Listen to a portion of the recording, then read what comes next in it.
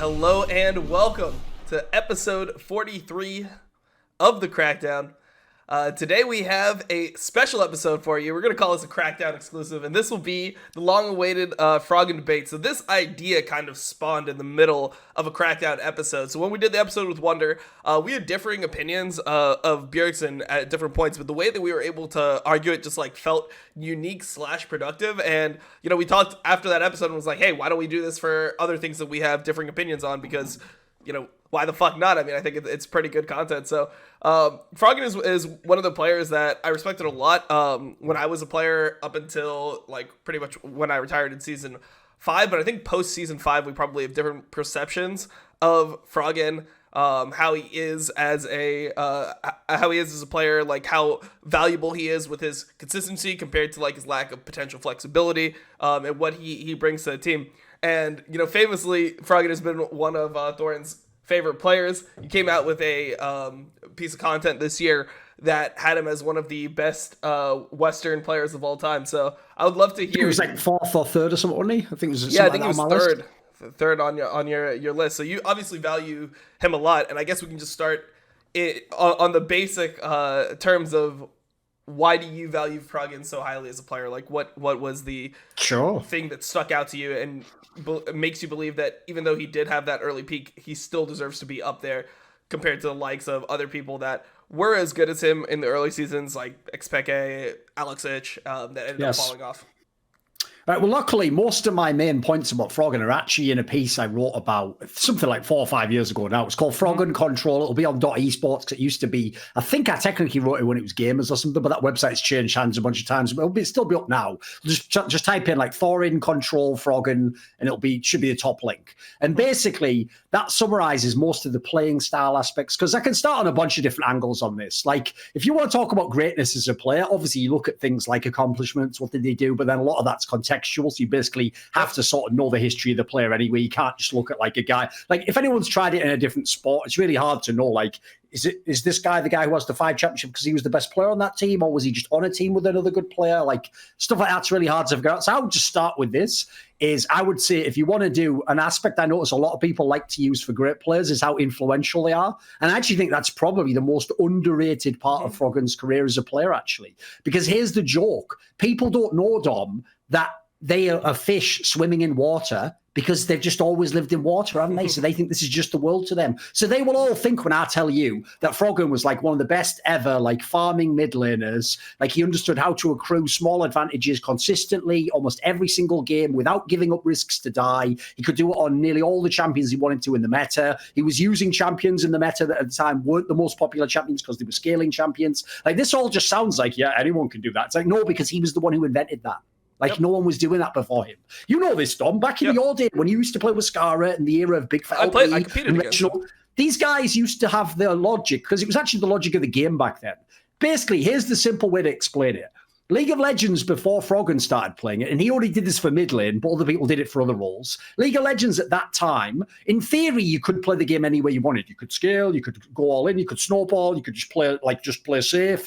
But what people basically did, who were top pros, is they just, like every top pro, you try to find the smallest pattern to how to win. And the simplest pattern to how to win at the time was just get ahead in kills in your lane, and then from that, win the game. Because when you finally get to a team fight, you're 3 kills ahead of that guy, and this other guy in another lane's got an extra item on his guy, and suddenly the team fight almost plays itself out automatically. You don't have to have all these amazing edges and flanks and timing. So basically, back in the day, most mid laners used to just abuse basic gimmick shit. Like, they waited until they got to level 3 before you, and they're all into you. Or maybe they set it up so it looked like they were going to all-in you, but then their jungler was behind you when you leveled up, so you went for the all-in, and then you're trapped in a 1v2. Like, simple gimmick shit like that was just how mid lane was actually played. And it was actually a lane that wasn't all scaling champions and farming champions. In fact, farming wasn't the style. It's why on that episode with Ocelot, I told that story from MLG Columbus 4 years ago, where he actually told that as a real story to Froggen himself. He just said to him, like, dude, when I played you, I had no idea what the fuck you were doing. None of us did. Like,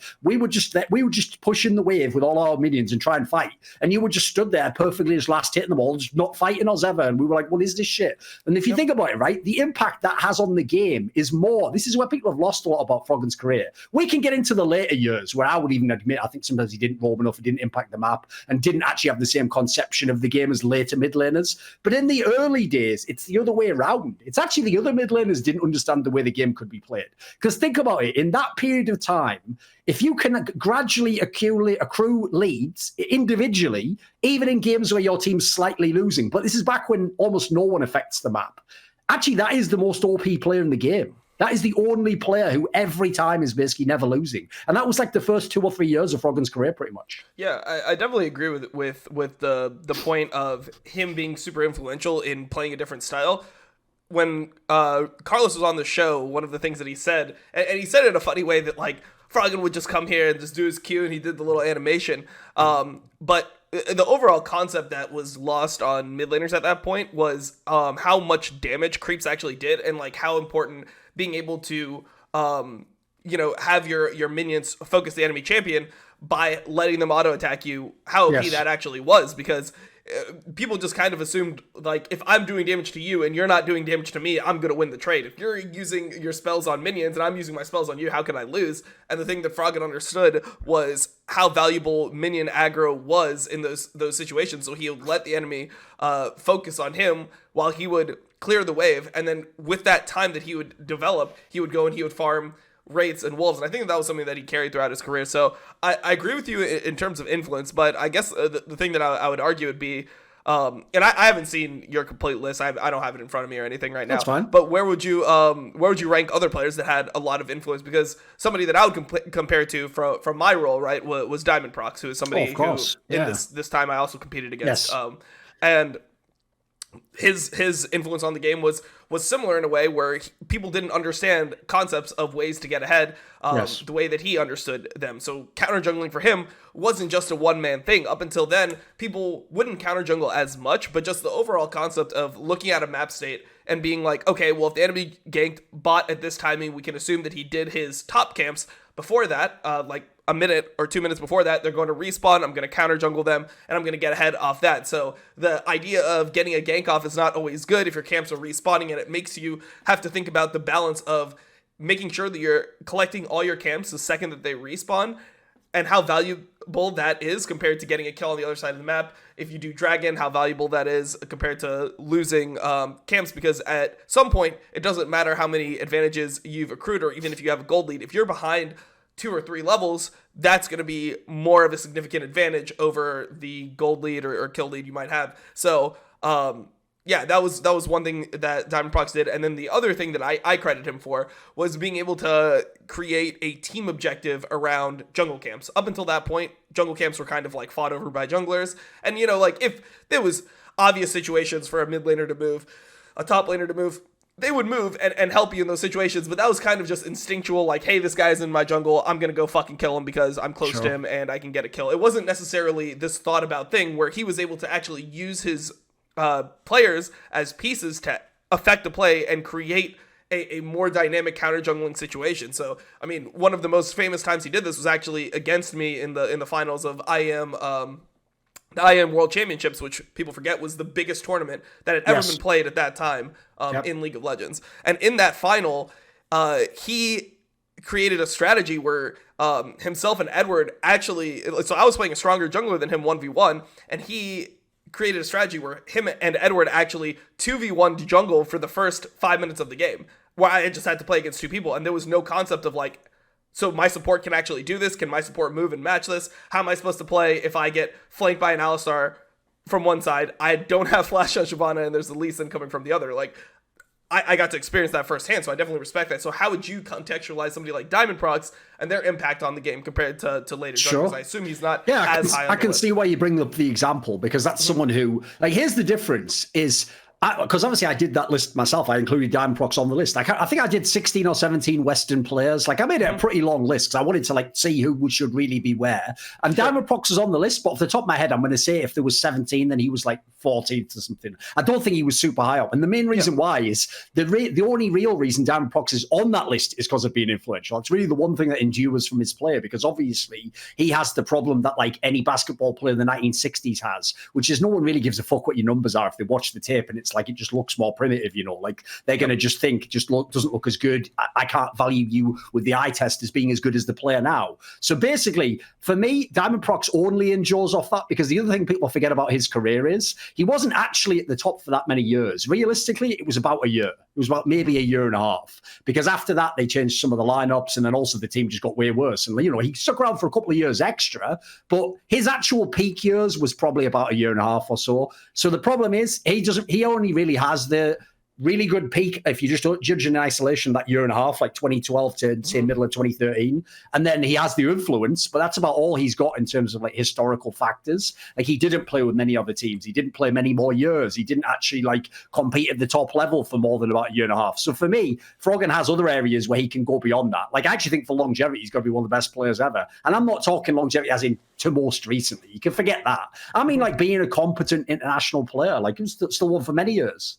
Yeah, so I mean, I guess that's the early years. I'm in agreement with the fact that he had a lot of influence. I mean, I experienced it firsthand. The other thing that I would say was his ability to, like, one of the things that I always credited Froggen for was his ability to set up trades in lane. It felt like before Froggen existed, people just set up trades in lane by just trying to hit like a skill shot when another person was going for a minion. That was the main mind game. Yes, the classic, that people would see the game through. Hey, this guy has to stop his character to do an auto attack, and during that pause, I'm going to use my spells on him. That was how people set it up.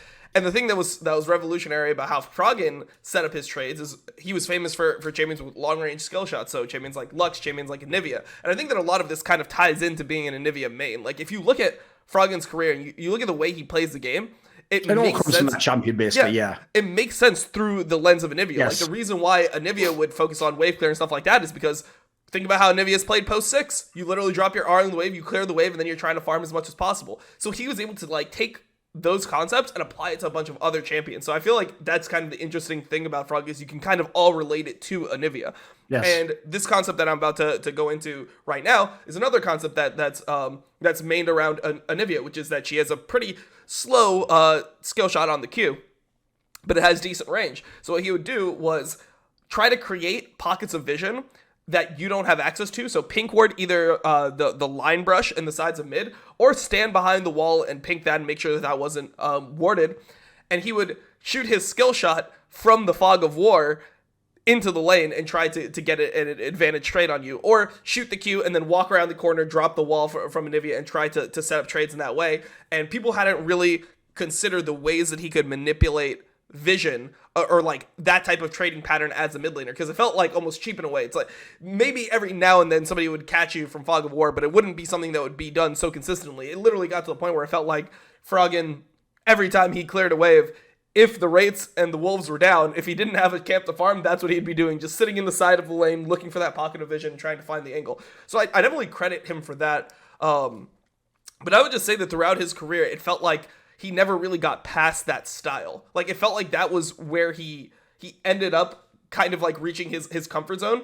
And the thing that I've always criticized about him as a player is his ability to go outside of his comfort zone, and maybe necessarily almost never does it. Almost never does it as a player. Yeah, almost never does it. And I guess that's one of the things that we can discuss, because I think that kind of shows the mindset that he has. It feels like, for me, he's one of those players where I don't think that he leaves it all on the rift, so to speak. Like, he doesn't put his all into trying to be, do as whatever he can to win. It's almost like he tries to do whatever he can to look the best he possibly can. So he's not willing to play a champion that he might not be as comfortable on, that will be good for the team and could potentially win the game. He'd rather play something that he's comfortable on that might not be super good for the situation, but he could have, he could look better in the game. So that's like kind of something where for me he loses points on, because I've seen other mid laners be willing to take the risks, like do things that they know they're not as good on because they think it's good for the team. Like I don't see the level of sacrifice coming from Froggen in the game. I get where you come from that perspective, and I would actually agree with the overall bigger point, which is actually, it's a point that basically I agree with completely, which is, bear in mind, it's not a joke. People think this is a meme. Froggen literally began his career just playing Anivia all the time. He would just play every single time it was possibly available, and it was not a super meta champion at the time. It was actually a weird champion. So the joke is he basically started playing Anivia before he started playing League of Legends. So in some ways, I agree. His whole style basically is defined by how that champion is played. Like, obviously, you're not going to be going super all in and roaming the map early on that champion night. It's about just getting in lane and just getting to the point where you actually have some items and you can fucking move. Like, also, you have to be amazing, like you're saying, at setting things up in advance. You're not just reacting instantly with mechanics. You're having to set up your players, and so that guy's in position for you to hit him with the skill shot, etc. So, like, yeah, a lot of that applies. The problem is this. I actually think this is where I'll tie it to what you said about Bjergsen. This is where the distinction you made that was key was this, Tom.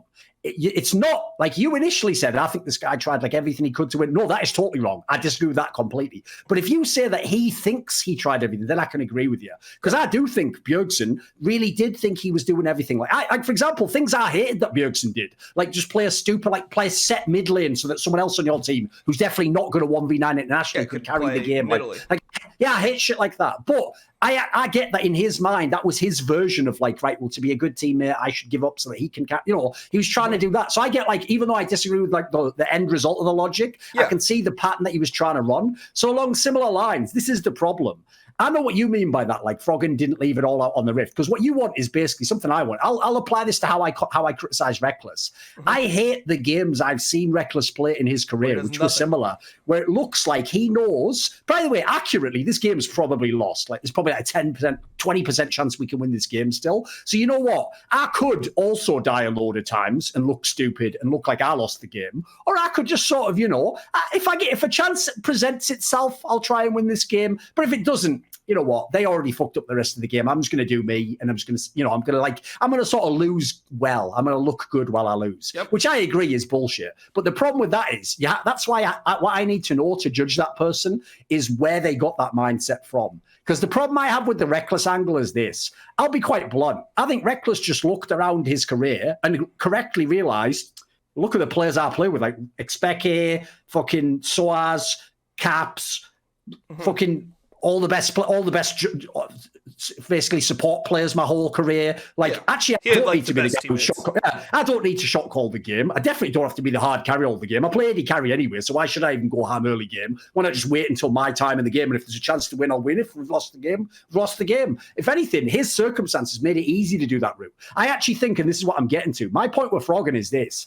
I think the worst thing that happened in his career is I don't think he was teammates. Yeah, I don't think he had the right teammates at the right time. Like, basically, I think he needed some, like, Mithy level motherfucker really early in his career. Because at the time, if you remember, people tried to make it sound like Crepo and Snoopy were those kinds of guys. But they kind of weren't a little bit. Like, Crepo had his own specialty for support roles, certainly. But he wasn't some super mega genius about the rest. He wasn't Mithy, basically, right? Yeah. He wasn't some, like, guy on that level. Absolutely not. And the problem is, because Froggen never had anyone like that as a teammate, I think his version of trying to be the best teammate was the philosophy of, like, right, just me playing the best I can play is me being a good teammate. So as a result, I think in nearly all of his teams, from the Alliance team onwards, I think all of his teams were exactly what you're talking about. It was like a coping mechanism for knowing you're probably not going to win, but being like, I'm just going to be selfish. But I'm being selfish in the sense that I think that's the only way we can win the game. It's like, listen, I can't control what my fucking jungler's doing, or if this top lane is just playing like an idiot and only plays 2 champions. So fuck it. I'll just have to get my best champion I can in the context of this matchup, get as much CS as I can. If I get to a team fight with the right amount of items and we're in a position of potentially win, I'll do everything I can at that point in time. But if we don't, then I'll just... It's like a star player on a bad sports team. You just point your hands, you go, listen, it wasn't my fault. I did what I could. See you next season. And I agree. I think that's a massive downside. You can definitely criticize someone for that. Yeah, basically, I don't agree with the way Froggen played the game in totality. I just sort of think I get why he does it. Yeah, I can agree with that being the mindset, but I just, from my point, I think that that's like a little bit of a too simplistic mindset, and I would say that's not solution oriented enough to try and be like a great player. Like, at the end of the day, you're in that situation. When he's on that Echo Fox lineup, he's got Keith McBrief as an AD carry, he's got KFO, he's got Hard as a jungler. He's not set up for success, absolutely. But at some point when you're fucking like 1-17 or like, I mean, obviously he's not 1-17 when he's playing these last games of the season, but when you're at the point where it's obvious that you're a bottom tier team, you have to try to be more solution oriented and try to figure out where can I try to bring everyone into this? What do I need to do to make this team win? And I felt like he never was that type of player. He's like the opposite for me, the player that I would compare him to, or the player that I'm going to compare him to that would be the opposite, would be, or I guess it'd be contrast, whatever. The point I'm making is that a player like Hai is the opposite, where he'll literally do whatever. Like, if he has to go 0-30 to win a fucking game, he'll do anything to try to win that game, and he doesn't care at all about how he looks. Where I think that Froggen doesn't really look for the solutions. He's just like, well, I'm gonna play the way I'm gonna play, so you're getting a known quantity in what I'm doing, or a known entity in what I'm doing, and you guys need to just like match yourselves to me, which I don't think is the best mindset to try to win as many games as possible. So that's like one of my criticisms is when I see a player doing that, it's hard for me to like really like respect their championship desire, because they're not pushing their team to the limit. They're kind of just allowing the team to go down with them. Like, I want to see more fight in that regard. And I feel like just in terms of Froggen's entire career, I feel like when things started going poorly, I didn't see the fight in him to like really turn things around that I've seen in other players. Like, for example, I can't imagine Perks being on a fucking team that's 1-16 and playing the way Froggen did. And like in my mentality, that's a way of like giving up, or just being like, just telling yourself, hey, I'm a victim to the circumstances. I'm not set up to win. Like, you need to change things instead of like me having to change myself. I just didn't appreciate that much, and that's like pretty much starting in season 6, season 7, that's when I started seeing everything after he came to NA. Definitely. Yeah, agreed. Yeah, so I have a problem with that as well, mate. My problem goes like this. I agree. It doesn't show a desire to be a champion, because what it says is this: even if individually I think I'm still good, I'm not going to put myself out there to try and force other people to be. And the reason I use the word force there, by the way, is, listen, I get it. I agree. If you're already on the Echo Fox that has like Careful and Hard and stuff, like, these players aren't even known now. Like, those players were back then, and some of them got all right, like Acadian. Or it's the other way around. Like, look at the players who were on the Golden Guardians team who's on now. Like, who the fuck are some of those guys? Like, if anything, right, people don't realize how bad some of these teammates are. But I agree. When you're already in the situation, all you can do is make the best of it at that point. But this is the point, and it ties back into the angle I said on Bjergsen as well, is these guys aren't just sat with no agency in their careers. Like, Bjergsen's is different, because Bjergsen was literally in the ear of the guy who owns the org and basically could have said to him, as I'm sure he did, like, I want this guy, or get rid of this guy, or let's play this way. Like, he had direct control. But the way that Froggen had control, but I think he ignored it, is every time he made these big moves between organizations, you know this, he always got mega paid. He always got some nice fucking salaries. So what he could have done literally is just say, I'll take a bit less if we can get this guy else instead, or I want to be part of the building. I don't want to be a mercenary for hire, which is what I think he was in NA, by the way. I think he came because he just loves League of Legends. He just wanted to live in America, cool place to live, have fun streaming, play the game, but just have to play on every, the equivalent of every Sunday if it was the NFL, and then just go home and enjoy his money. I don't think, sadly, I agree with you. I don't think from the Echo Fox period onwards, he ever really believed he was going to Worlds again or going to be a champion again, which sucks. Because I think in terms of like individual ability, if he'd have changed his playing style, he had the potential to do those things. But I agree. Like, I just enjoyed watching him play just as a middler at that point. I never thought he was some like elite player or something. Yeah, I just say that like at some point, that's over half his career, right? Like season 6 to season 10. Yeah. That's over half his career, because season 2 is when he came out, and he played from season 2 to season 5 within Europe. So it's a 4-year stint compared to a 5-year stint. And then for me, what I would argue is, like, if you're going to be a great player, you're going to be at the top of those lists. You can't have over half your career be bad. Even if your peak is really strong, I don't think it matters compared to like. Wait a minute, I've got to ask you about that then, because there's one thing. This is a detail maybe I should have brought up. When I made that list, my top 16, 17, I can't remember how many it was, players from the West, one of the things I explained when I was making the list is that basically you want to have some sort of a variable which you could label like longevity, right? Like, how long were you really good for? But the problem with that variable is if you're not really specific with it, it gets mad out of control. Of course. Because the obvious example is this, right? Is if I take that variable and say just playing a long time at the top level makes you one of the best ever, then Dyrus is like a top 5 NA player of all time. It's inarguable. Inarguable, Dom. I don't know. He's not, of course, is he? Because like there's tons of people who didn't have as many years, but they were better players for say 2 or 3 years. You know what I mean? Like my problem is some of those Dyrus years aren't prime years, are they? He's just the worst player on a top team, or he's just playing like a style that's sacrificial. He's not playing as the star player, for example. So like even when you define longevity, it's got to be how you do it. So I took longevity to mean just whatever your best years were, contrasted against other people's best years. Like if you play for 20 years and you were the best player ever for 10 and then you suck for the next 10, does that bring your level down? Like, would you be better from not playing the other 10 years? That's the point I'm trying to make there. Oh, okay. Well, so I guess that's... Could you be a worse player if he kept playing? Surely everything he did before still counts. Sure. So, I mean, I guess like the way that I was kind of looking at it before was more of like an average skill level amongst the years rather than a... I see in that sense, yeah. If we're averaging it, of course it brings it down. The last years were nowhere near the first years, yeah. Yeah. So I mean, if we're talking about the overall players, the overall like top years, I mean, I guess on the Dyrus point though, I feel like... Let me just make this explicit.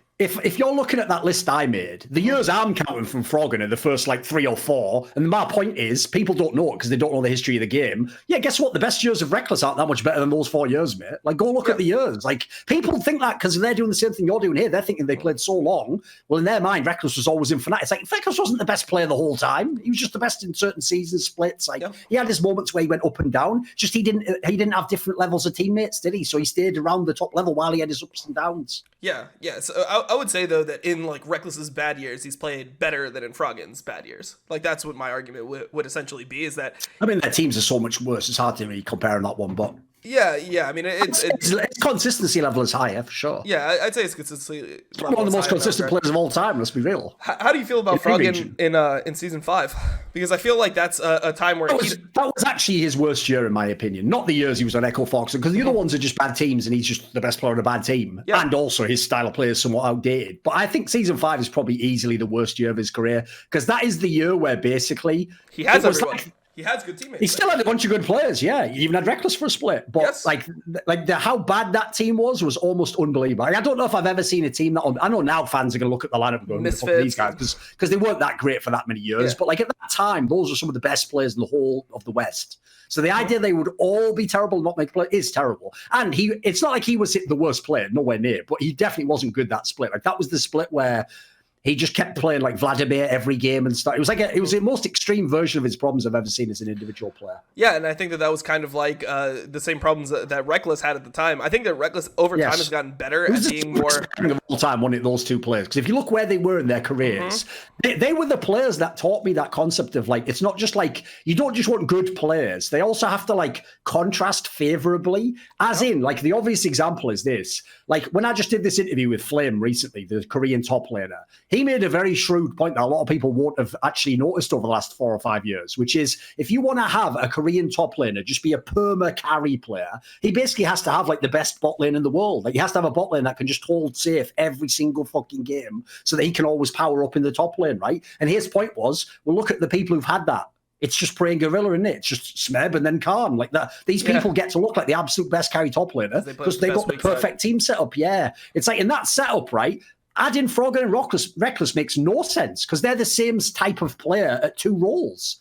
Like, if anything, that's why you want a Reckless and Caps, Reckless Caps. Yeah, with, because you have the aggression with the safety. You balance it out, exactly. Yep. Yeah, that was a terrible pairing. I don't know why they even thought that would work. It's because of this also a long time ago, to be fair to them. Like, the game was still more primitive, and they just thought, well, we're 2 of the best players, and we both practice lots, so that should be enough. But I think what you actually saw there is that when players are 2 alike, you don't have a well-balanced team. Yeah, because, I mean, the Reckless claim to fame is just that consistency, and, like, he's the same type of player as Froggen in regards of like they don't want to take massive risks. They want to slowly accrue advantages and then just be so far ahead that they just beat you. They just power you down instead of trying to like consistently outplay you. Whereas a player like Caps on the other end, he just wants to outplay you. Like he's going to take multiple different opportunities to outplay you. Like he's going to fight you at multiple points, and it's like you got to outplay him to beat him. And that's why Caps is such a scary player to everyone in Europe, because you don't know what this guy's going to fucking do. Whereas the reckless Froggen type of playstyle, I feel like it's easier to prepare for. You know how Froggen's going to play the game.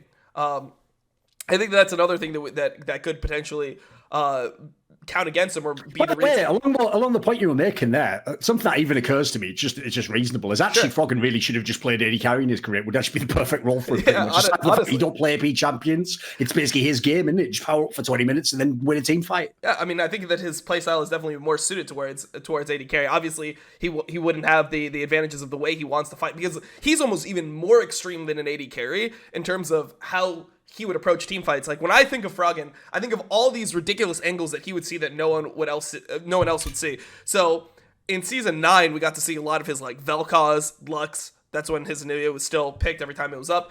By the way, am I the only one who just thinks that's a big deal? Like, Loco used to downplay it every time. Mate, nobody in the world played Vel'Koz at the time. This guy played it on what was a mid-table team in LCS, and he wasn't getting banged by ganks all day. Because, two things that Froggen's mad underrated for is, one, he is unbelievable at positioning in lane. Like, it is so hard to just gank this mother. I know everyone jokes now because they think if you say ungankable, you mean the guy's never been ganked. Everyone's been ganked, you morons. Even Faker's been 50 times now in his career. The point is, some people are just way better at avoiding it. Like, go ask the best junglers that have ever played in Europe. It's really hard to fucking just go and just walk up into Froggen's lane and gank him. Like, again, he's setting the shit up. That's what he's using the vision for. But, like, also, as you were pointing out there, when he gets to team fights with these champions, mate, there's one area I think both Froggen and Forgiven were mad underrated by plebs who have no eye test. They are unbelievably good at positioning in team fights. Like, unbelievably. Like, they're the guys where you can actually do, like, the fucking freeze frame shit. Like, what are you doing now? And they can just explain it all to you. Like, I can see this guy, he's got his skill, he's got his ultimate saved still. I have to avoid the CC that gets guys. Like, mate, they really are like fucking Terminators when they're in those fights. They're unreal.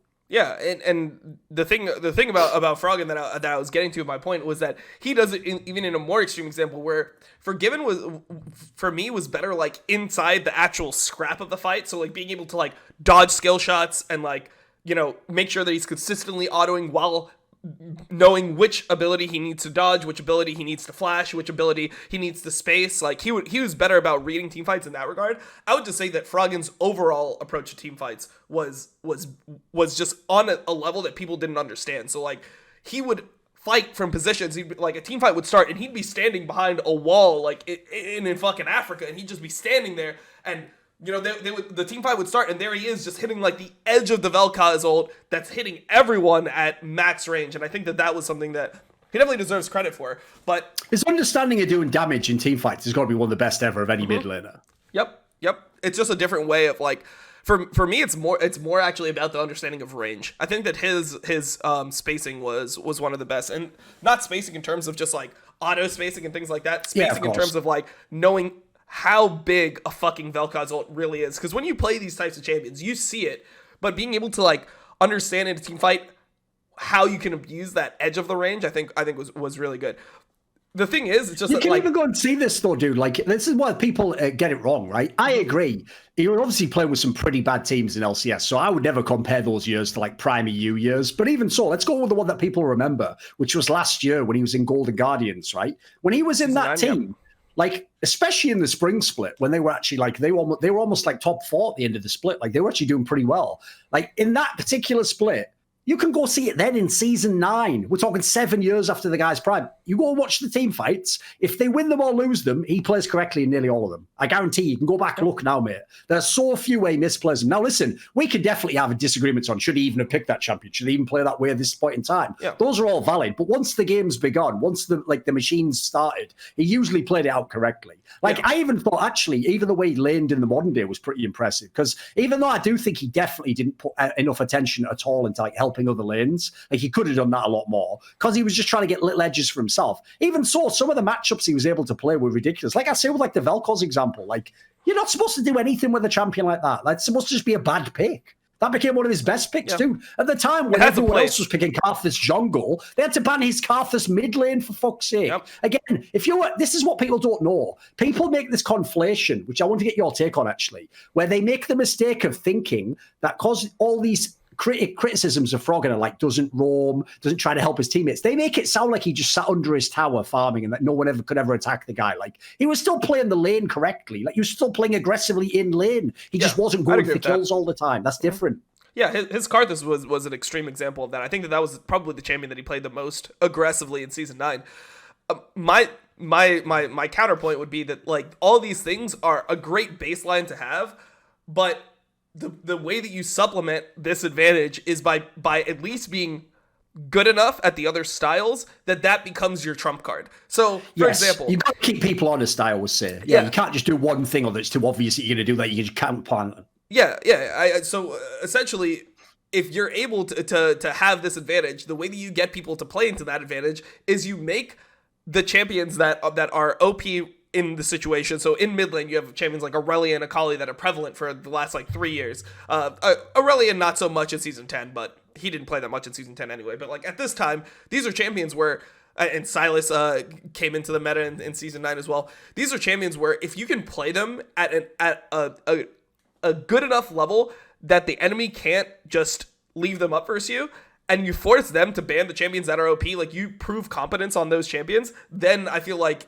it makes what he does really well. So the Orianna, the Vel'Koz, the Anivia, the Kha'zix, it makes that so much better, because then they have to make decisions where, hey, do we just ban out this guy's Kha'zix or do we ban out the OP pick? And I felt like he was never able to actually do that. So teams were actually able where, for me, mate, Power of Evil sort of took what he did, but did it a bit better in the modern day. Because Power of Evil at least does keep you somewhat honest in that regard. Like he'll always have a couple of like meta champions that are pretty strong that you have to potentially ban. Yep. Yeah, I definitely agree with that. I'd say that like Power of Evil just has the main weakness of Power of Evil is that he just doesn't seem to be able to play Akali. So that's the one champion that keeps on coming in and out of the meta that you need to at least be able to play at a reasonable level. And like Froggen, neither of them seem to play it well enough to actually force teams to be scared of it. Like there was no fear of a team banning Kha'zix and then him playing Akali and then dominating the matchup anyway. So I think that's something that you have to like. The consistency is almost a downside in that way, because he's so predictable in what he does that people can just prepare for it, ban him out, and it's not necessarily like, because the way people frame it is, well, Froggen's the best player, so if you ban out Froggen, then the team's worse. Well, if you're the best player, then you need to be able to do other things that force the team to still have you be the center of attention, even if you ban out a couple champions. So for me, that was always something that I felt was weak. The other thing that I think is pretty weak in Froggen's game is when he's in the game and other people do accrue advantages, being able to like adapt to that situation, I think was weak from Froggen. So if Haunter somehow ends up with 2-3 kills in lane, his ability to change his mindset from like, I'm trying to get strong in this game to like, fuck it, I'm just going to play for this guy. Like, I just need to try to enable him to carry the game in the best way possible.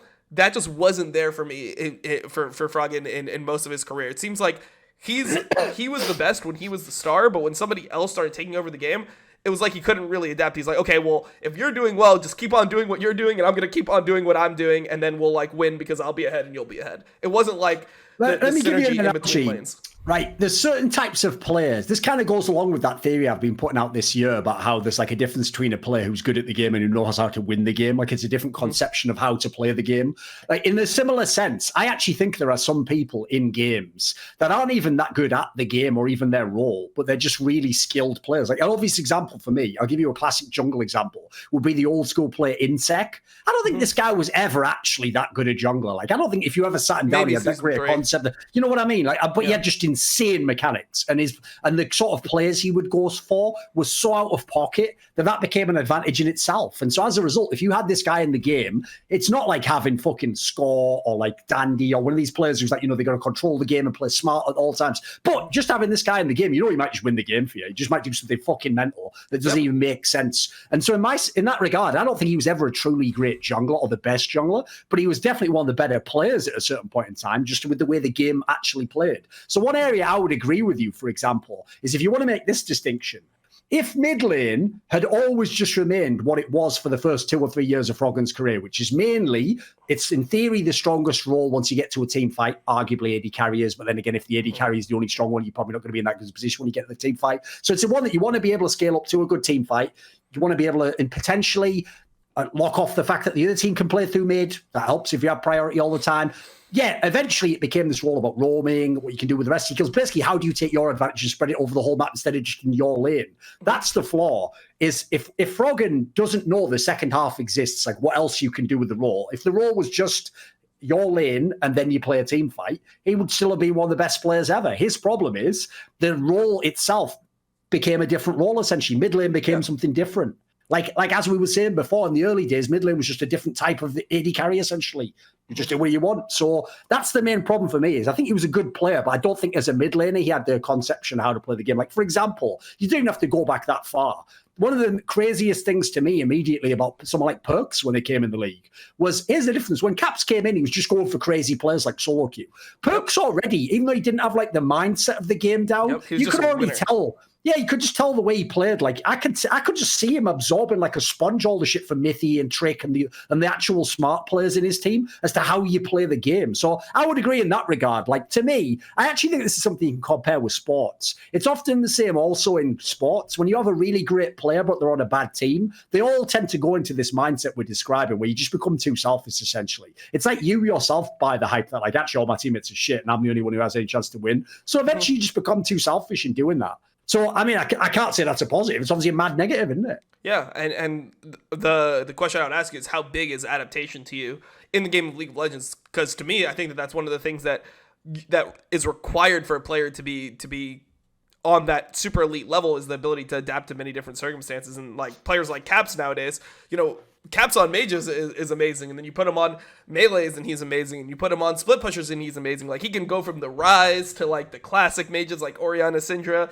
to the Silas to the Akali almost seamlessly. It's like they're all just insane in their own way. And I felt like one of the and for another example would obviously be, and this is the reason why people always compared Caps to Faker and they would call him Baby Faker, is this is how Faker was for so many years. Yes. He would go from the Assassins in Season 3 to his mages were the best. Like when he had to go into like Victor and stuff like that, he was the best of that. When he had to go into tank champions, like when he was playing Galio mid every game, he was the best Galio in the world. It's like everything he touched was just fucking gold. And I feel like the problem with Froggen is his inability to adapt. It's almost like there is some lack of knowledge on like the final part of trying to end the game by being strong, because I feel like in the early years a lot of the fights came with less reason behind them. People would just kind of fight seemingly randomly towards the middle of the late objective game. Randomly or just because of the time, like you say, if you're having to fight him, you just fight.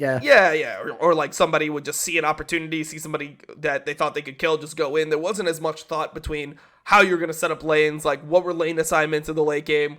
How do you want players to be, formated on, how do you want the formation of the map to be and the formation of team fights to be that will optimally give you the best chance to win? Like that was something that was really lost. That's why in Season 4, Season 5, when Koreans understood the idea of flanking in a team fight, it was so revolutionary. Like people didn't really flank in team fights in North America. It seemed like it was top laners and tanky people in front, mages in the back. You fucking go into the enemy team and you keep that formation. Whereas people started understanding, hey, if you come from different angles, it throws off the enemy team's formation, because what happens if no one's marking the flanker? Then he just gets it to the back line and he's now in a better position in the team fight than he would be if he tried to go through your entire front line. So all these things I think ended up happening, and Froggen never seemed like he was able to find the last step to actually win. Like, how do you take the advantage of, okay, you farmed, you got your items, you're strong, your teammates are decently strong as well, you have Baron, whatever. How do you actually win the game from that position? I feel like every Froggen team just became super slow. That's what everyone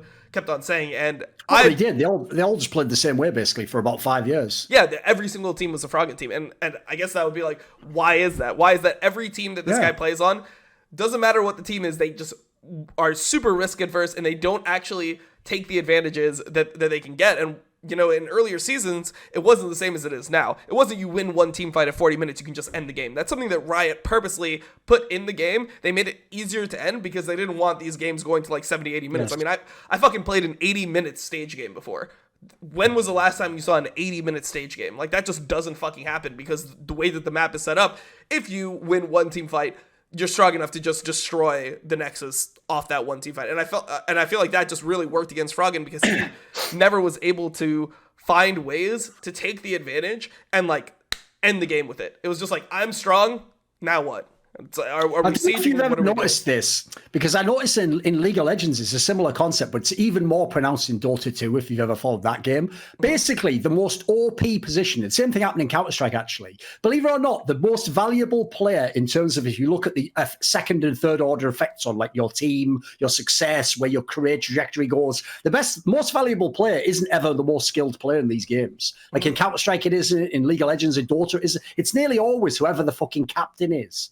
Like in Dota 2, it's mental, mate. Like the guy who was the best captain this year is a guy who won the international in like 2011, mate. That's how long his career is. Wait, who was it? I didn't follow Dota 2. It was the secret captain, Poppy. Oh, so he used Puppy. to be a Navi back in the day. Yeah, he's an Estonian guy. So fun fact, I played Dota 2 competitively in 2005, and I like played with all these guys like on comms. Yeah, they're all old school. Yeah. So I know all these guys. Like Puppy was a kid. He was with me in like the kid tier of players back then. So like Loda, Puppy, like all those guys used to play in the same league that we were in, which is like an IRC.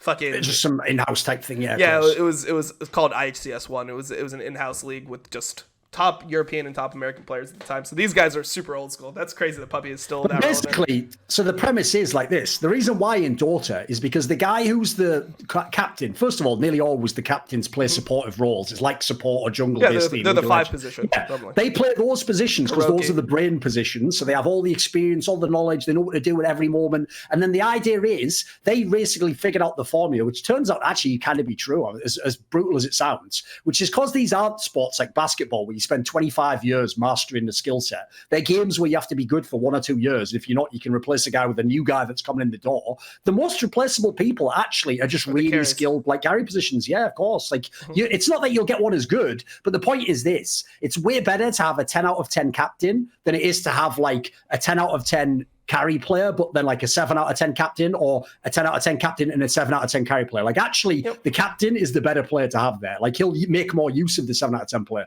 The reason I bring that up is because that's why I said earlier on, I think one of the key problems Froggen had is in his career, I've seen this with a lot of players actually, is they just get into their way of playing individually their role, and they don't expand out of that, but partly because there's no one there to teach them. There's no one there to actually show them how this new way of playing. Like, think about this, right? Here's a little thought exercise for you. Try and name off really, I'm talking truly great teammates that Froggen ever had in his career. Mate, those season 2, season 3 names look ass now. That looks bad right now. Like, none of those names survived. Then try and name off great coaches he had in his career. You won't even be able to do it. You won't get to one. Yeah, literally, you can get to one. Like, this is a guy who actually had a mad lack of talent around his career, which isn't an excuse, by the way. That doesn't make him better for not having the talent. I'm just saying, like, I can understand how he got in this situation, because I actually think a lot of players, I even think Rekos had this in his own career. Like, I think a lot of really good individual players, you need to be touched by greatness in your career. You need the right person to come along at the right time. Like, I don't exaggerate that example with Perks and Mithy. If Perks goes to a different team, right, he has such an insane mindset. Maybe one day he gets to where he needs to be anyway, but it might be like 3 years down the line. Might not be immediately, within 2 years or something. Yep. Yeah. I mean, I think that kind of shows, though, that I don't know if Froggen did everything in his power to try to, like, fill in those holes, you know, like he has clear strengths. He's one of the best farming mid laners. I don't think he thinks about some of these things, mate. I think he's just a guy who just has his own vision of the game, you know. Yeah, but I mean, I feel like those are things that become required. It's like how. Oh, I agree. Like how are you going to become the champion without those things? If you don't have the Mithy, like, you got to become the Mithy. You got to, like, really start thinking about the game. I say the same thing about Bjergsen, though, mate. Like, look how many times Bjergsen had teams where he was good individually, and then his team were good in lane, and then they could never close a fucking game internationally ever against anyone. Like they did it, 4 times in fucking 10-year span. It was ridiculous. So on similar lines, like, it always underwhelmed me. This is basically, here's the real fucking black pill for everyone watching this episode. Pick your 3 favorite players now and think in the back of your mind smugly, unlike Thorin with his idiot players that he liked, like Froggen and fucking Rekos, my players will survive forever. Here's the black pill for you. They won't. In 3 years, all these same criticisms will apply to your favorite player. That's why I said the ultimate revenge I got over Bjergsen fans is they got to watch Bjergsen become Froggen.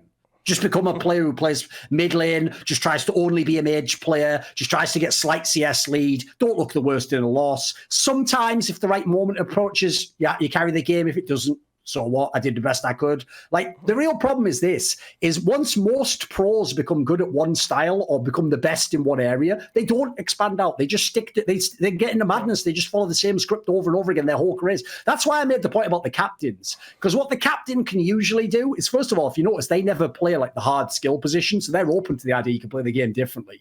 And then secondly, they're willing to reorganize the team based on the current meta and where the game is at now. Whereas if you notice, superstar players don't tend to do that.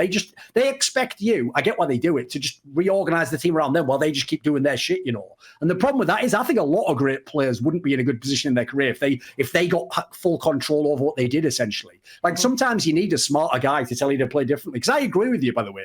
The adaptation angle is one I've always been frustrated with. Because I know it's nothing to do with skill. Like, first of all, there are certain weird assassins. Like I know technically you might not be counted as that, but like I consider, like, if you go back in the day and play like Ari or something, that was kind of like an assassin, the way people played that back in season. And that was probably his best assassin. That was one of his best, for sure. He used to be really good on that. The problem, so what that tells me is it's not about skill level, it's not a mentality. Like, he didn't think those champions were that good. Or he didn't think, doing what you said, he didn't agree with you, basically. I would agree with you. I think he should always have had a couple of assassins that the logic went like this. If you don't ban them, I will pick them and I can carry the game. But if you ban them, I'll just play my normal boring mages and you have to deal with that normally. But in that case, like you're saying, you get an advantage in the draft. You get an implied advantage even if the guy didn't use it in the game. But the problem is, I don't think for whatever reason that he thought that was actually a valid point. I think he thought he could just do his own shit. I think a little bit differently about it. I think that what ended up happening was that he didn't feel like he could actually outplay people that were better on those assassins. I think in season 4, you're playing with a different caliber of player than you are in season 7. And I felt it throughout my career, right? Like when I came in season 2, and this is why the natural progression of players as they get older is kind of just playing like the more like controlled like style where you can kind of just beat them with your brain and you don't actually have to get into like the scrap and out mechanic people. Like when I came into the league in season 2, I remember how it felt playing Lee Sin and even in season 4, like I still played it, but I'd rather play against it and force the other guy to make mistakes than like have to consistently mechanically outperform. Oh, I get that. Sure. And I think that type of thing happened to Froggen in the later years where he probably tried to call in scrims. I'm assuming that he didn't just actually refuse to play these champions. It just never felt like he could beat people hard enough that it validated him being that uncomfortable in the game. Because I think that naturally he did not like having that pressure of like, hey, I have to kill people. And we saw him try to play assassins throughout the year, and it never was good, even when he tried to play his own assassin. So one of the games he played this year in season 10, and I think season 10 was by far Froggen's worst year. Like it's not even close. I think this last year, far and away, yeah. This was like a garbage. This is a year where I legitimately deleted this one from my memory, man. I almost forgot it happened. But yeah, technically did play for Dignitas this year. Yeah, he did, and this was a year garbage. Where I legitimately just thought he was a bottom mid laner in the league. Like when I did my tier list, he was like 8th or something above Ryoma and Ica, and that was it. And he tried to play as assassins, and when he played it, he did nothing in the game. Like him on Echo, it was like, okay, bench that shit. We're back to Orianna every single game. The problem is towards the end of his career, I mean, I guess like if you want to completely discount this year, that's one thing. But even like at the end of last year, I wasn't mentally counting it, but yeah, go on. Sure. The end of last year, at the beginning of this year, even on his control mages, he was no longer one of the best. Like if you go this year and you're like season 10 spring comes into the league, he's an Orianna player.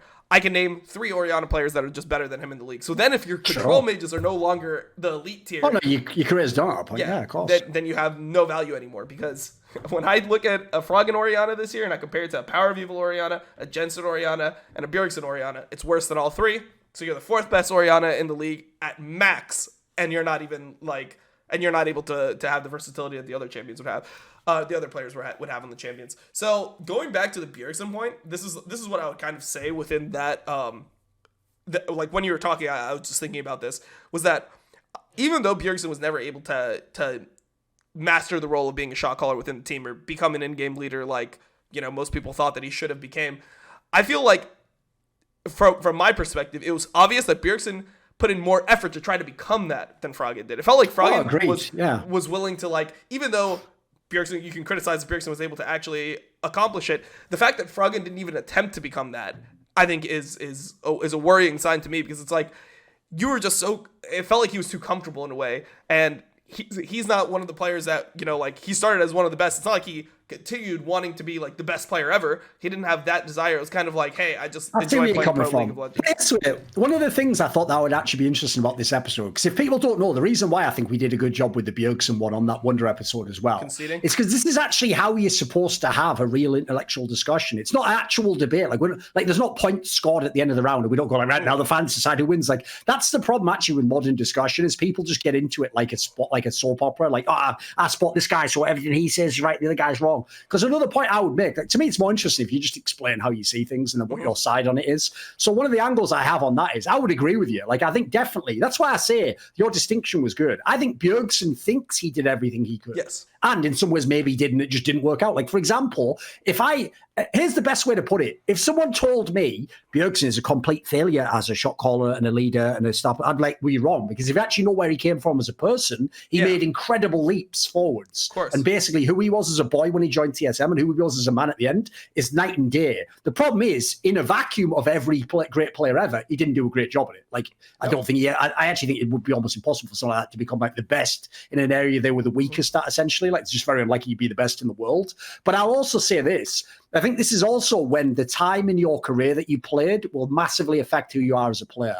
Because one of the reasons why I think a lot of players from like this era, Froggen's era, season 2, season 3, didn't survive beyond that. Wasn't about skill or not wanting it, etc. It's also because the game back then was simplistic. And when I say that, by the way, don't imagine like a pleb, like a random fan, like, oh, if I go back in a time machine, I would dominate. That's some fantasy shit. You wouldn't. Like, you would be garbage in the game. Like, listen, you'd know how to rotate around the map. I'm still shitting on those kids now. Fuck them. They'd all beat you in lanes still. They'd all, like, all that shit would still happen. But the point is this. It was simplistic in the sense of like how you win the game is just more basic and it's more obvious all times. Well, one of the problems is, I don't know if you know this, but I used to have mad back and forths, especially in interviews, with the actual players from CLG EU, Froggen's team, and Evil Geniuses, the same lineup, Snoopy, Crepo, where they used to literally tell me they were the first people who didn't believe in the concept of shot calling, Tom. They thought shot calling is when all 5 players just have a discussion during the game and just somehow you get lucky and you all figure out what to do and you correctly, as a democracy in the game,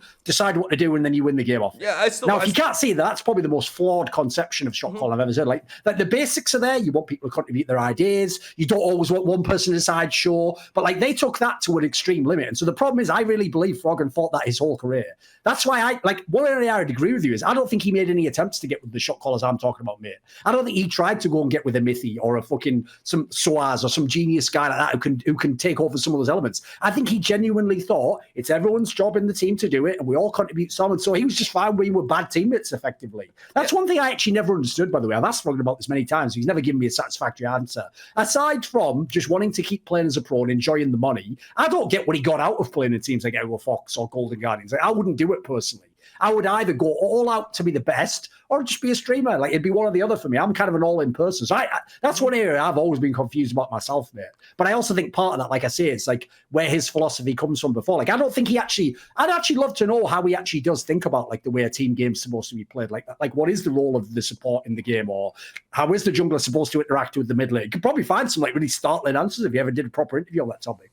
Yeah, sure. I just think that from the lens of like, so number one, I just want to say about that point, I actually do agree with the overall concept that people are supposed to contribute and you're not supposed to just have like one person deciding most of the things in game. I just think that like at some point you need to have somebody who's willing to make a decision. So it's not necessarily that like I think that there should be one shot caller on a team. It's just that you need to have one player that's confident enough that's going to like decide when the team is indecisive. I'll give you an example, because this is the most extreme example I've ever heard of, but it actually explained to me very well how shot calling can and should work, which is in that H2K team that went to top 4 at Worlds. So they had Forgiven and Vander and Ryu and Jan Carlson, Odoamne, right?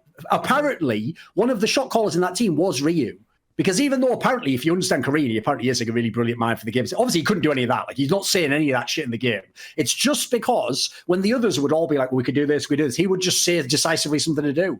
Yep. So it wouldn't even be anything next level, because obviously his English wasn't that great. It would just be something like, we go now. But the point is, because, like you're saying, because of the tone in his voice, and you know that that's like the go button, you just go. Like, you know, let's just trust that he knows right. So, like, that's the part I think a lot of people misunderstood. Like, 'cause I agree with you. Everyone should be allowed to contribute, but the point is, there are certain moments in the game where we can't take 3 extra seconds to do the right move. Yeah. The right move becomes the wrong move with 3 extra seconds. So, at some point in the game, one of us who understands what the right move is in this moment has to just say, "Go for it," and then we all go for it and we figure it out later. Yeah, I think that anyone should be able to do that, because there's going to be points where all these top level players, like even if you watch G2, one of the players that is considered to be the most quiet is Mickey. But you can find distinct moments where he just sees and engage, and he's like, I have to go on this guy right now, and everyone is willing to follow that. I'd say that the bigger issue is when no one actually has that feeling. When no one knows what to do, and no one's able to make a decision. The person that's able to actually like find the right opportunity or have the confidence from his teammates that they're going to be able to figure out that situation. That's what's really valuable. And that's why I've always valued a player like Perks, because it feels like he's the one that is willing to like take that responsibility. And that's a huge thing, is that with Froggen, I feel like he never wanted to take the responsibility for losing the game.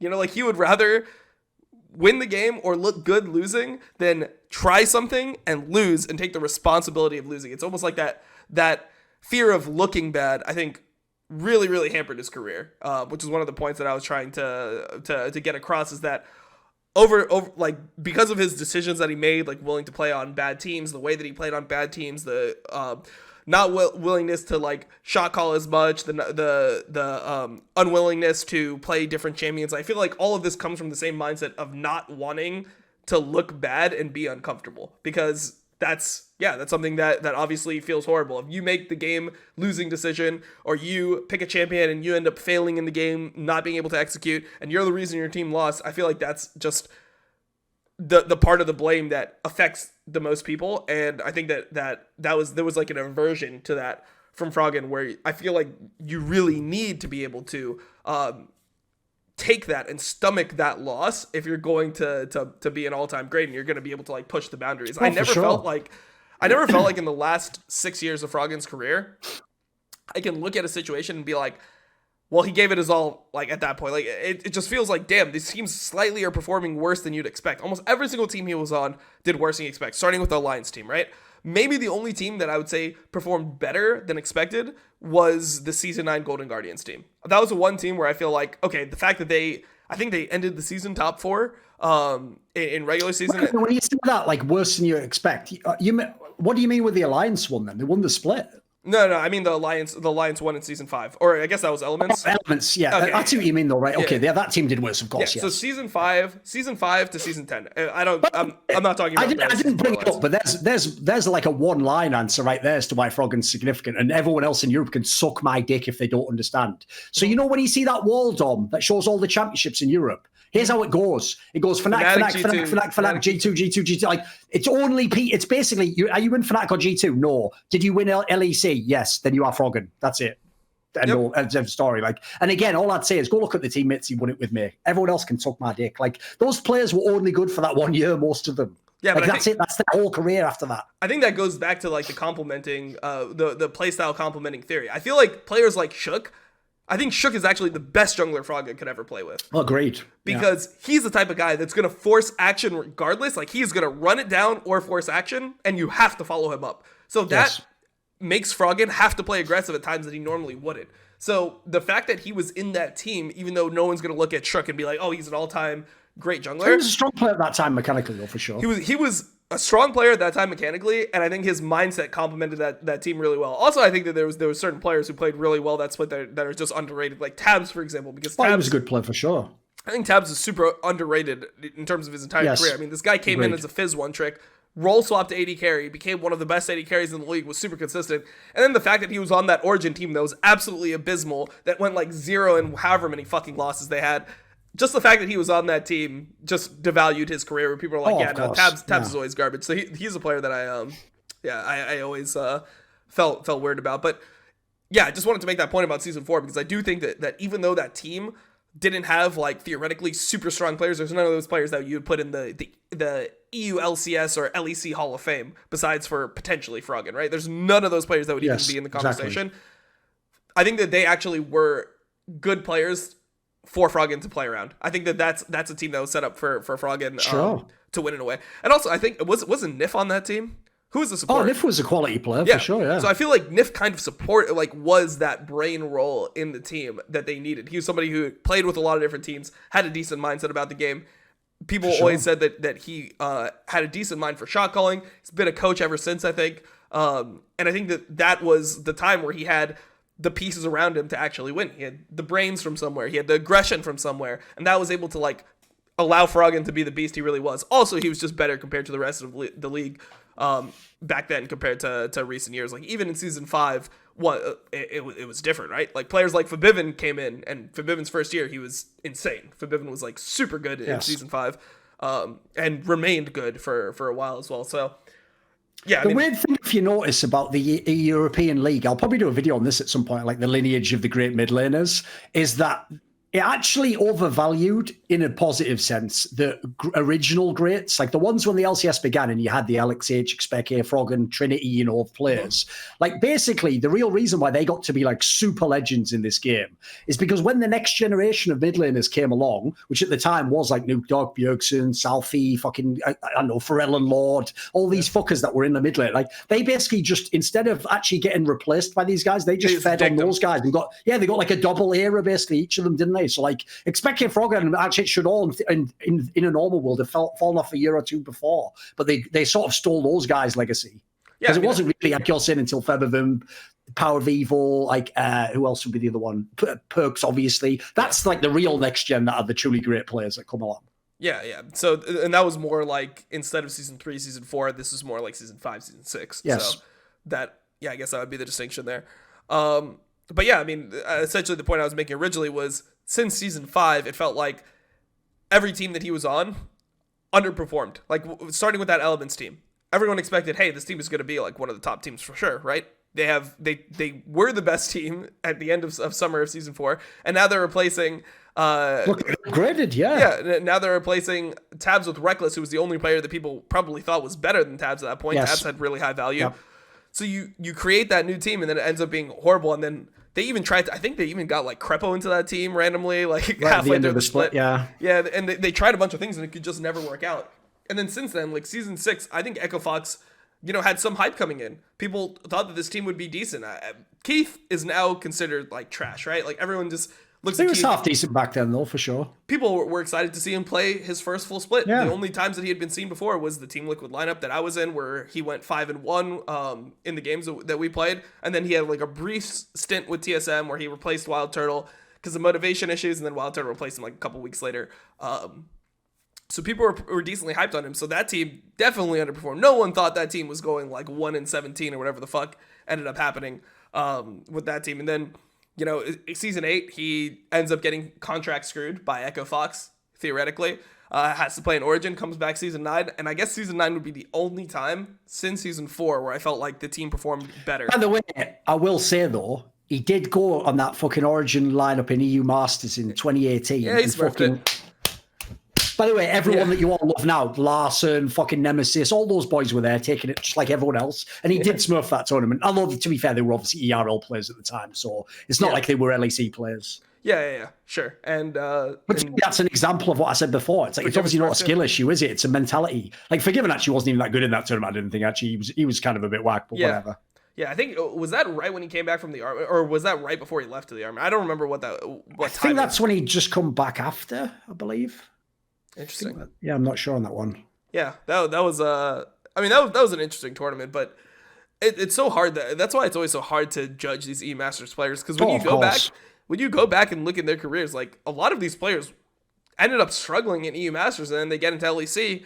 Yes. They just become some of the top players. It's Believe it or not, the weirdest thing about Europe, like, and no one's really explored this that much as a concept, but I found it so weird when I started getting into it the last couple of years, is like, if you actually look at the teams who like dominate their specific regional league, like the French league or whatever, sometimes they're like super dominant in their league, and then they go into the real EU Masters tournament and just go out like 9th place or something. Like, the actual results are insanely variable in that league. If people don't know, that Rogue team that they had with motherfuckers like Larson, etc., and like, that team wasn't even getting close to winning the EU Masters, even though they were one of the favourites. Like, it's actually, I agree with you. It's kind of weird because people have done this thing now where they've seen just who comes in at LEC and they think, right, look at the pipeline. You get fucking Humanoid and Self-Made and Caps. It's like, no, look at like some of these players played for years in that other scene and weren't necessarily carrying all the time.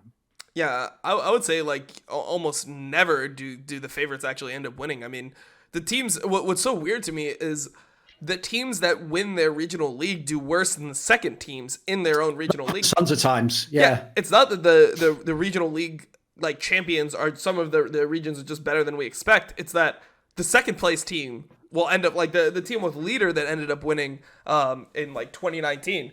That wasn't a top team. I don't remember. That wasn't supposed to be the best team. No way. The Misfits Premier one, you mean? Yeah. Yeah, the Misfits Premier one. They were like 4th or something. It was pretty fucking weird. So I don't know. I was pretty surprised by a lot of those results, and then they just come into LEC and a lot of these players end up being great. So it's really interesting to see. But I've got a question for you though, Dom, which is this. Like, here's one thing that I always find mad underwhelming in the content creation world. It's basically the secret as to why I even got into content creation. The best reason to do it is to create the content you want to see that no one else is making, basically. And I know that sounds mad to a fan, because it's like, if you're making it, how can you enjoy it? And it's like, you don't fully get to enjoy it like you would. Like, here's the difference. If I woke up tomorrow and Kelsey Moser wrote the article I want to read, I'd have an awesome time reading it because I don't know what it's going to say, but I'd be going, this is fucking amazing. But if I wrote it myself, it's like I'd still get like 50% of the enjoyment because it'd be out there in the world. I'd get my ideas out there. But obviously, I wouldn't get the thrill of reading it. Well, one of the problems I've noticed in League of Legends in particular, maybe it's because people are scared of Reddit. And in general, a lot of people who are content creators realistically are just fanboys that they don't really want to upset people. Like, I know people make it seem like, oh, media is so cynical, it's all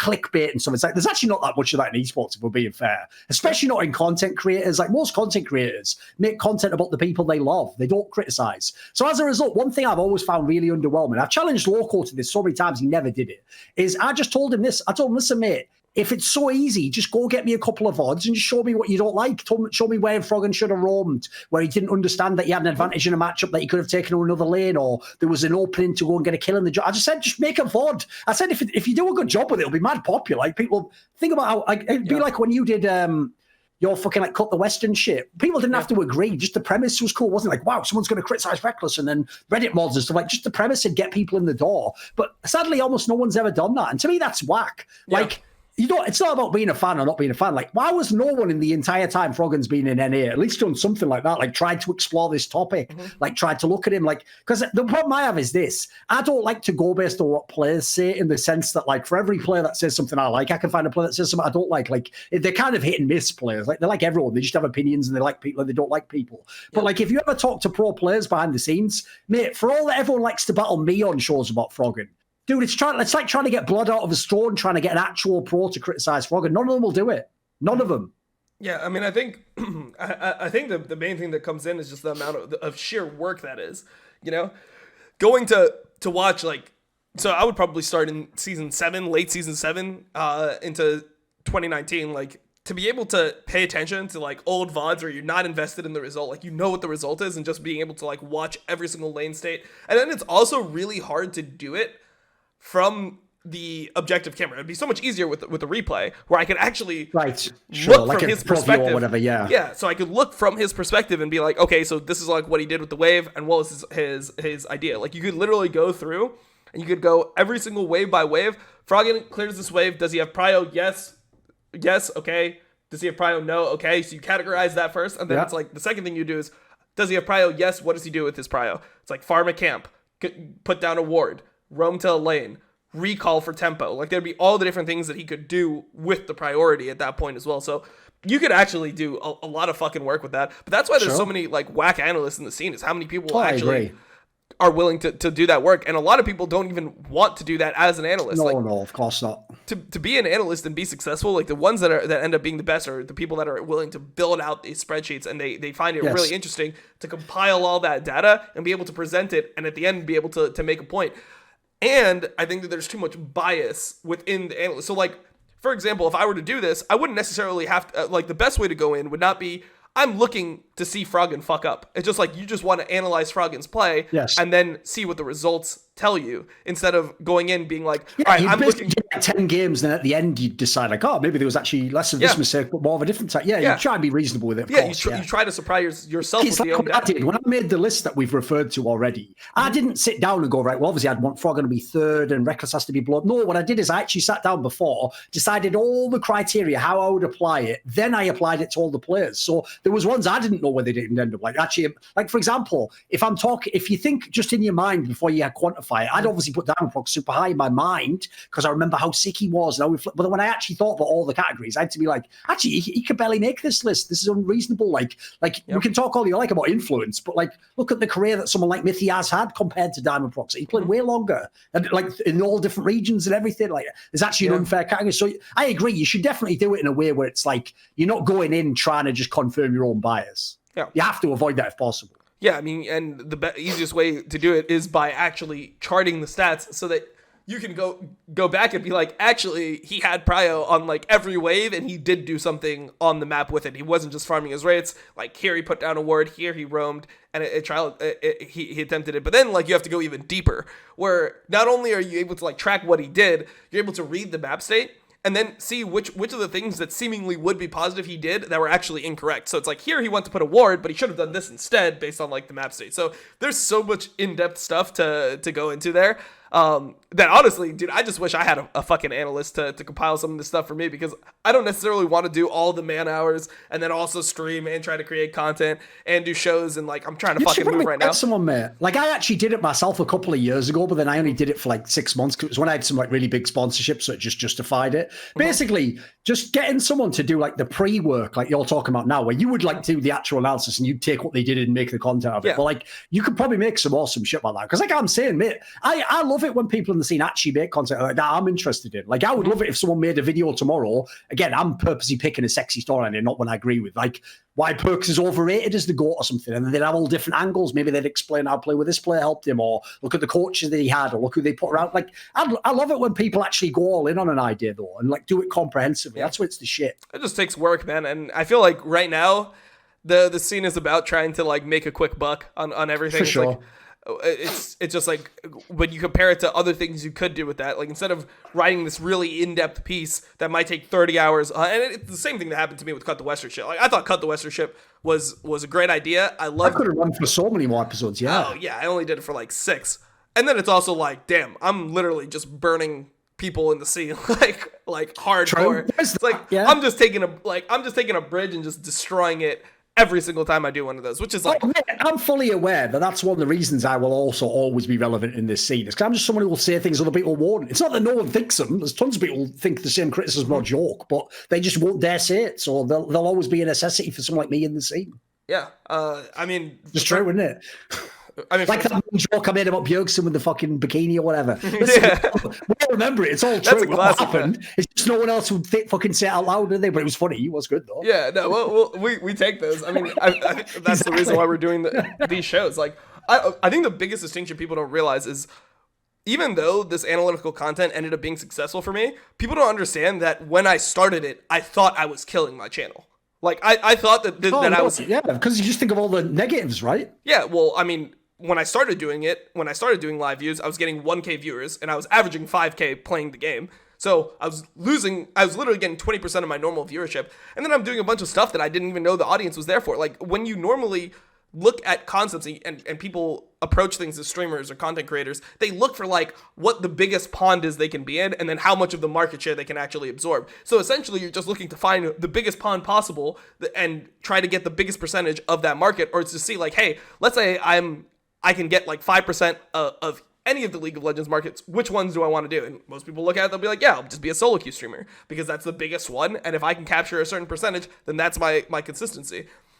LS and I were the only 2 people doing live views, and combined, there was only about 5,000 to 6,000 people on Twitch watching live views, period. So it's like me and LS fighting for like 5,000 or 6,000 viewers. That's what it was. So when I started doing all these shows, I actually thought like, you know what? In my mind, I had made enough money grinding out and doing shit that I hated, that I was comfortable. And then I'm like, okay, so I'm going to kill my channel and just do things that I enjoy, because I was literally so fucking depressed from doing the streaming that I hated for so long. Yeah. It was so bad that it's like, I will literally end up like, I'm not joking when I'm not saying this outright. I will literally end up killing myself if I continue doing what I'm doing. Yeah, probably. I need to do something that is at least semi-enjoyable for me, so I can not end my own life. That was actually my mentality. So going to this stage, it's actually just fun to do these things for me. Like, I love having a debate on Froggen and trying to remember everything that he did in his career, and then going back and looking at old time periods and stuff like that. We'll think of a couple more, because the thing with it that is this, right? We're not going to do it like contrived. Like, Loco tried to do a series like that with me back in the day. I told him it just won't work, man. It has to be something you actually believe. Like it's not even like it's definitely not even like there's 2 opposing sides. We just have to have a different perspective. But as long as you have a different perspective on it, guys, there's a lot of classics we could do it with. We could do one on Reckless if you want. Maybe we'll just do all the classics, get them all out the way. Because we sort of did a Bjergsen one. Do a Froggen one, we could do a Reckless one easy. Just pick a couple of others. We'll try. What we'll do is we'll make like a little internal list and figure out who's on what side of what, or who likes or doesn't like so and so, and maybe we'll set up like that. Yeah, it doesn't have to be a time limit or anything.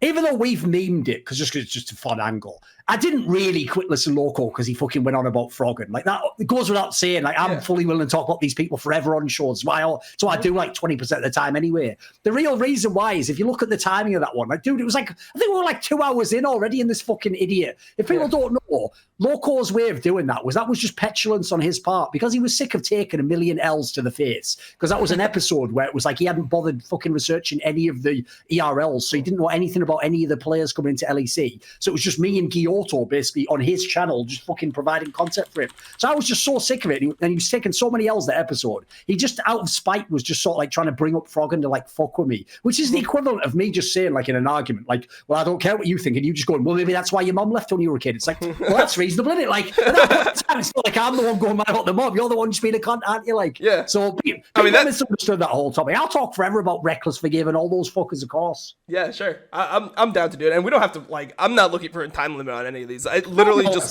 turn on the fucking stream, say what you need to say, and then we'll just end whatever it seems reasonable. So I think that this was like a good first one to do. I mean, I definitely understand more of where you're coming from the Froggen side. It's just simply that we value different things differently, right? Like my importance on adaptation, my importance on being able to, like, you know, leave it all on the field. Like, you gain points for that in my book.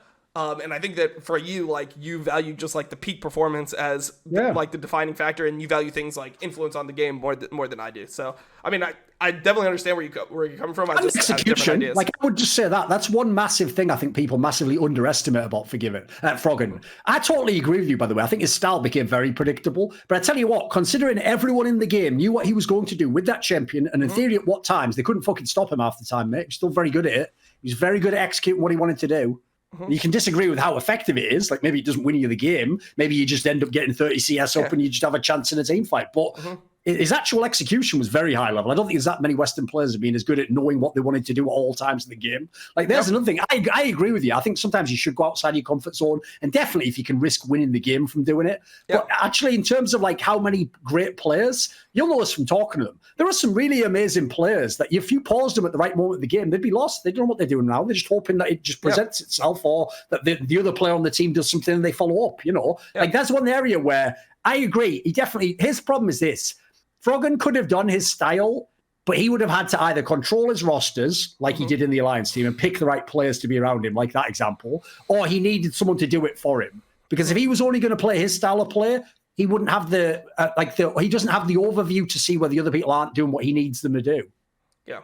I would just say that, like, if you just individually want to be the best, you just adapt to whatever you need to do in that game, don't you? It's the most obvious approach. Yeah, and like the counter argument, just to be clear, isn't that I think that he necessarily like would have executed other things as well, or like, yeah, of course. My argument would be like doing other things at a 80% execution rate is better than doing what he did at 100% execution rate at different times, and he wasn't able to actually properly manage when it was the proper time to take those risks, where I think other players are willing to do that. You know, like, I think that when Perks plays Azir, for example, I don't see Perks as an Azir player. You know, like, when you look at the idea behind Azir and how Azir normally wants to play, it's not inherent to Perks. Like, Perks at his core is going to be somebody that, for me, would be more like a Zoe player. Like, somebody who wants, like, that pressure lane, is going to be looking for creative angles. Like, that's just a champion that'd be more comfortable to him, but he knows in certain situations that playing that Azir at 80% is better than playing that Zoe at, like, 95 or, like, 97%. So, I mean, that's just like what my argument was a lot of the time with Froggen. It's just that different approaches executed worse would have been better. Put it this way, I even agree with that as a principle for great players, because one of the sports I followed for a long time is basketball. And if you ever watch in basketball, a mad misunderstood aspect from most fans is they do the same as we do in League of Legends. They see the equivalent of the solo queue player, like a great high school player, and they're like, wow, this guy's going to tear up the NBA. And sometimes, I'm not exaggerating, before they even play a game, you can say he definitely won't. Like, look at his game. It's super basic. And one of the problems is this. In almost every great offensive basketball player, the secret to their career goes like this. You come in and you have like one or two weapons that you're just amazing at. Like, that's what you did dominate college or high school at. Like, for example, if you're super tall, maybe you just have a back to the basket game if you're at center, or if you make me think of like Blake Griffin. Like, yeah, there's an obvious example. So you come in and you're going to be good, but you're not going to be the best, right? And this is the problem. To be a great player, almost every great player has their first strength. Then obviously, like, there's an entire league of defensive minds and coaches that are going to try and shut that strength down. When they shut that strength down, you have to have a counter to their counter, which is almost as good. If you have one that's almost as good, you're like LeBron James. Yeah, it's like LeBron learning how to shoot. Like, he wasn't good at shooting. No, mate, if people don't know, when LeBron came in the NBA, it was famous. If he ever just drove to his fucking, I think it was if he went right, he just went straight to the basket every single time and did like a fucking layup or dunk. If he went left, he wasn't as good at dribbling left, so he would shoot. So at the time, like you're saying, when he couldn't shoot, you just tried to make him go left all day long, and he said, I'll live with him making, 46% of his jump shots or whatever. The problem was, in like, I think it was like 2012 or something, he did loads of work on three-point shooting, and when he could then shoot as well, Dom, it was game over. That was when he was like the MVP every year. His team was in the finals every year. Like, that was unstoppable. So like, similarly, if people don't know, the whole reason Michael Jordan became like the best fadeaway two-point jump shooter ever is because that was the counter to him going to the basket all the time. If you have to stay in front of him and your whole thing is I have to be down in defensive stance, I can't ever let you go by me, what that opens up is if I do a shot going backwards, you can't defend me because I'm moving away from you while you're trying to stop me going forwards. So essentially, that's what Froggen didn't master, actually. A lot of great players haven't done it, is he needed to, like, if we take this conversation here, if there was a world where he wanted to pick Vel'Koz or Oriana or Karthus, but he had some god tier Zed or fucking Fizz Carly, back in the day, or Carly in the modern day would be the obvious one. If he was amazing at one of these champions in a way where you had to at least like play it honestly, you couldn't just let him pick it, that would open his whole game up. And he could have done everything else the same. I agree with you. Like, I actually don't think, this is one another area people don't know the difference between liking a player and think he's the best, is I just like the player. I don't think he was the best almost any point in time, except like 4 or 5 years ago. Well, maybe about like 7 years ago now, to be fair. Yeah, I 100% agree with that. And that's like where other players ended up becoming better than him, because I mean, you look at Jensen, right? Jensen's a good example because he played in the same league, and yes. He could always play. Like, if you look at Jensen's Oriana win rate, it's actually really insane. He's one of the best Orianas.